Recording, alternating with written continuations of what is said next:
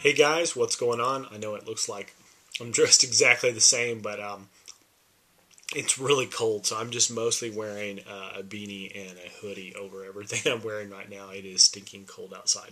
What we're going to talk about today is the resurgence of the Halloween franchise. This, of course, is my Halloween 2012 watch list, but it is the subset of the Franchise Fest, which is a little mini-series I'm doing with spoilers. So be forewarned, if you have not seen these movies, we will talk about important parts of it. There will be spoilers. Having said all that, we have worked our way to the very end, where now we are at Rob Zombie's Halloween series.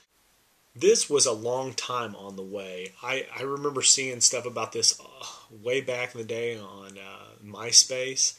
I remember Rob Zombie had an official Halloween MySpace page, and you could see little updates of what was going on in the series, like a long time before this actually released. It's one of the things I want to hit on mostly about this, because we don't have to talk about this a long time, but to me, Rob Zombie has got his own kind of movie.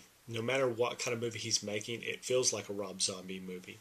Now, if he makes something very mainstream like Halloween that everybody knows about, it's probably not as crazy as it could be Rob Zombie-wise, because there is a certain kind of pattern it has to feel to be Halloween. But for you guys that don't know about Rob Zombie, haven't seen, House of a Thousand Corpses or Devil's Rejects or something like that, this could be very jarring. His stuff is ultra realistic. It's very gritty, doesn't hold back. It's got a certain look to it. It's got a certain feel. And this definitely doesn't just seem like another Halloween sequel. It doesn't seem like just a Halloween remake. It doesn't have that very Hollywood polished look to it. Instead, it's the exact opposite. It's kind of a grindhouse kind of feel. But budget-wise, it does feel like a big Hollywood project. And I'm sure he had a decent budget for this. This was a big deal when it was coming out. The main parts I want to talk about is, if you've seen the original Halloween, there's not a lot of things that have to be explained here. The main things I want to explain is that the big thing for Rob Zombie is, in this first movie, he wants to give Michael Myers a bigger backstory, a lot of explanation. And you get to see that the mother, Halloween, never really talked about Michael Myers' mother. But in this one, it becomes very big. Rob Zombie's wife, Sherry Moon Zombie. I mean, I guess he puts her in all his movies, and I enjoy her as an actress. But it's very odd to me to watch this and see such a heavily present person that is not part of the original series. But this becomes a big deal, this relationship between Michael Myers and his mother. The family life that he has is horrible. It's almost too hard to watch. If you want to think of a horror movie, you don't really think about this. But to me, his upbringing is about as scary as anything out of a horror movie. It's very shocking to see. But he has a really, really hard time adjusting as a child. He's got major problems, and that kind of just transitions, to him and as an adult. You get to see all the things that Michael Myers did when he was a kid, putting on the mask and everything. But there's more explanation as to why. You really see whether or not that just came out of nowhere, it was just pure evil, or if it's justified. The kid actor that they get for Michael Myers is pretty good in this. I like him. I think that he has a certain look to him that plays very honest to how you would think of, kind of like this kid that's both innocent and can be capable. The Dr. Loomis character, which is played by Malcolm McDowell, I really liked that Loomis character better in this one. I think where Rob Zombie goes with Loomis, we'll talk about a little bit in the next one, isn't as impressive to me. It's kind of hard to say. But I like the choice of Malcolm McDowell for Dr. Loomis. I think that paid off well. I'm glad that Rob Zombie brought back Danielle Harris. I think that was probably the most respectable thing that the Halloween franchise has done in a long time. Actually acknowledging Danielle Harris and the character she played as Jamie back in 4 and 5. She returns as Annie. If you remember, the Nancy Loomis character in the original one was Annie. Here we have Danielle Harris, and we have Scout Taylor-Compton as Laurie. I really like that choice as Laurie. There's a certain all-American type of feel to the Laurie Strode character throughout, the first movie. Kind of just normal looking girl that is both genuine and real as she is likable. And I think that Scott Taylor-Compton character is a great pick. She's actually a very beautiful girl, and they kind of played down her beauty on this on purpose. But at the same time, everything's like that in this. Nobody ever gets that Hollywood look in a Rob Zombie movie. They all kind of have a very realistic look. But I like the choices of the people they put in this, and I'll kind of skip through. Everybody knows kind of how Halloween plays out. The big thing is, and this one is, it actually gives you some backstory to how Michael Myers actually escaped from the mental hospital. I would think that there's almost too much justification for everything he does. That would be my main minus on this. Is as much as I'm interested in knowing those things, after seeing them, you kind of feel like it takes a little bit of the mystery out of it. So then you have to just give your trust to Rob Zombie as a director, as a writer, and say, okay, if you're going to give me all these things, what am I going to get in return? What are you bringing new to the table besides this information? I want a new reason to continue to watch this series, and I think a lot of that is the psychological aspect of it is very different in this one, because we've never seen any kind of psychological effects, what Michael Myers is thinking kind of thing, and you start to play on that a little bit. But as a whole, this movie ends very similar to the first one as far as they planned out, he's shot, he's dead, is he dead, his body's gone kind of thing. And the Malcolm McDowell character plays Dr. Loomis pretty close to, the way we think of as Dr. Loomis. Not maybe as quiet as Donald Pleasance did. There's always this feeling that Donald Pleasance didn't say much, and then when he did, he had something very important to say. Malcolm McDowell gets some very normal lines in this, which gives Dr. Loomis, a very normal, humanly type of feel, which is doing what Rob Zombie's going to do anyway. But as a whole, I really enjoyed this. The grittiness and the opening parts, the first 20 minutes, they'll just shake you to the bone how creepy they are from a growing up in a horrible environment kind of way. That's, interesting to see. When that ends, you kind of wonder where Rob Zombie's going to take Halloween 2, because once you realize that Halloween 1 basically laid it out like the original Halloween, John Carpenter's Halloween, with only added stuff in here and there, you are kind of wondering where he's going to go in Halloween 2.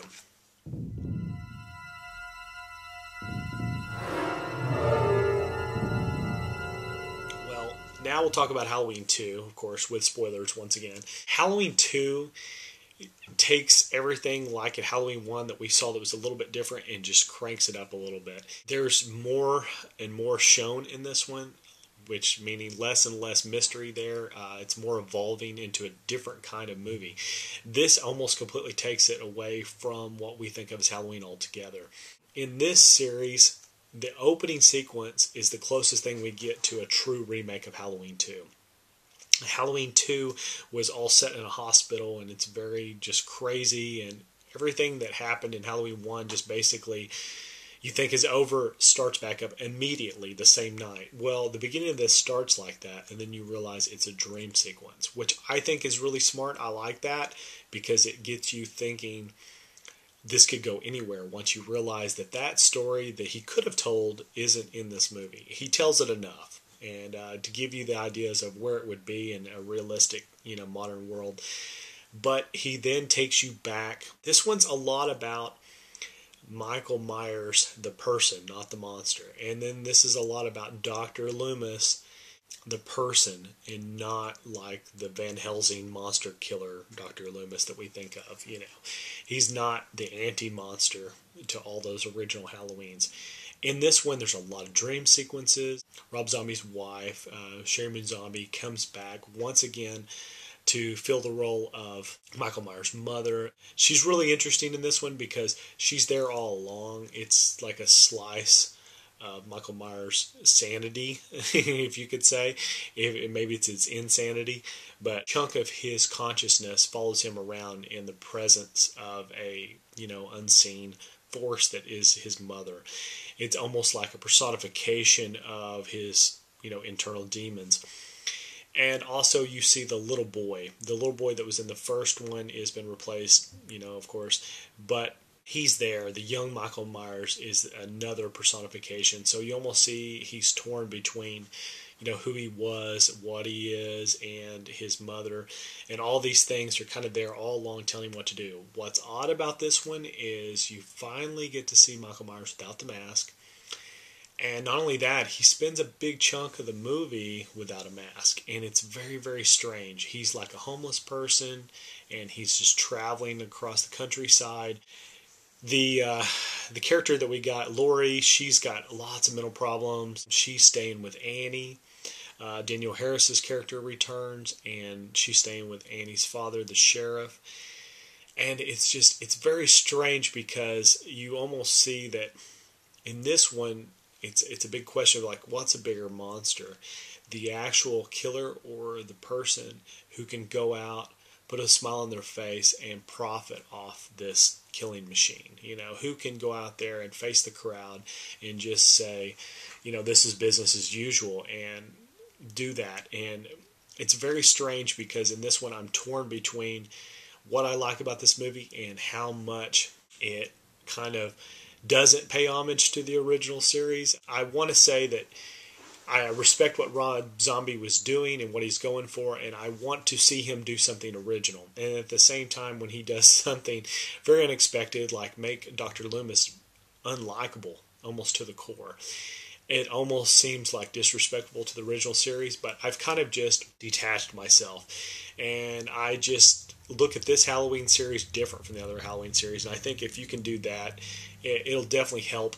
Dr. Loomis in this series is almost as big a monster as Michael Myers in its own crazy way. Because everything Dr. Loomis does, it's almost like Rob Zombie talking about the evils of a corporate world where people feel no shame for profiting off of other people's misery, that kind of thing. There's a hidden layer of message there. Well, it's not very hidden, it's pretty obvious, but it is there. And I think that if you can accept the fact that Malcolm McDowell plays it well, you can enjoy it. If you don't want to see Dr. Loomis in that light ever, and that bothers you, this movie will bother you. I only noticed it at the beginning, and then I just kind of turned that part of my brain off, and I just said, I'm sorry about that. I had to go catch the phone real quick. But what I want to say is there's a lot of enjoyable parts to this, but it also reveals a lot of the mystery that was originally shrouding the Michael Myers character. So it's very give and take. I enjoyed it, actually, but I just enjoy Rob Zombie movies, so I don't know if I would have given this much to a different director that I didn't like. I wouldn't have enjoyed it probably at all. But as a whole, Michael Myers is a different kind of killing machine in this. He's driven by his past, and it's not just this faceless person, just like a personification of evil. This is just a person that has problems and that is just basically turned into this thing. You see the evolution of it. This movie here in particular shows Michael Myers in a light I've never seen before. When you see him with or without the mask on, it's very weird because in its own creepy way, you start to think, now this is the kind of person that I could run into on the streets. And you know what I mean? He looks so real that and some of the kills in this are very brutal. I don't know, somehow it did spook me a little bit because there are people that I'll run into that I always just assume, this is just a person down on their luck, and then you just think, oh man, any of those people, well, that could have been somebody like Michael Myers I would have never known, because that's how the people in this movie treat him. They're just like, hey you, and just, he's just another homeless person in this movie. When those people start to just think that they can walk over him is when they basically just walk right into what's going to happen. The crazy part on this is that they did, kind of leave it open for more sequels. I'm kind of interested. I've heard that I think they're doing a Halloween 3D, which to me seems odd. I can't imagine what that'll be like. This movie here had one of the best Halloween party sequences I've seen in forever. If you know Rob Zombie, you know he's got this kind of like monster, like Rat Fink, rockabilly type vibe. Like everything is all kind of connected to him. You know, everything from like 60s monsters, 30s monsters, Elvis and rock and roll, and you know, I don't even know how to describe it. He's got all these things in his personality that come together in this movie, and you can really see it at that Halloween party. But what I like about it is the three main characters dress up like Rocky Horror Picture Show, like the three characters, and that to me was a blast. I really enjoyed that part. I will go ahead and leave it at that. And if you guys have a suggestion for a franchise you would like to see next time, maybe next year if I can do this again, I would like to do Franchise Fest. I tackled my favorite franchise first, Halloween. My second favorite is probably Nightmare on Elm Street. So I'm questioning whether or not that should be the one that I might do next year. If you have a suggestion, let me know, because I want to get that stuff kind of turning, and it'll be a one-shot deal where, like this, I'll just sit down and put out a little block of videos that, you know, just tackle an entire franchise. But I hope you like this. This was more oriented and focused on just talking about movies and less about snacks. After this series, we'll go back to bonus segments again. It's just really hard to, you know, have a movie and a bonus segment when you're trying to tackle two movies at a time. So here we have all of the craziness that we saw during the last Franchise Fest week here. And I actually have lots of versions of Halloween. This is the if you haven't seen it yet, this is the Canadian version. I recommend this for these three movies. You can see the three movies that are on there, the H2O, The Curse of Michael Myers, and Resurrection. These are all in the original aspect ratio, which the ones here in the U.S., I think Resurrection is the only ones in the correct aspect ratio. These are 1080i, though, just to let you know, which isn't bad, though. I'd really like to see it. It's the same quality of movie, though. Then here's my DVD versions of those three. Here's some of my DVD versions of some older ones. There's the tins that came out from Anchor Bay, and then this is the old one that I got back in, I think this was 97, 98, something like that when this came out. I think 98, this might have been the 20th anniversary, the limited edition version. It's got like a lenticular cover there. This is the big 2-disc. This was a big deal when it came out, but I remember getting this at Best Buy. So yeah, this is all my Halloween stuff. This is definitely probably my favorite franchise. It's really close, that and Nightmare on Elm Street. Yeah, I will leave it at that. I will see you guys tomorrow, and I will return with normal episodes again after this. So I hope you guys are having a good October, a good Halloween season, and I will see you again tomorrow. All right.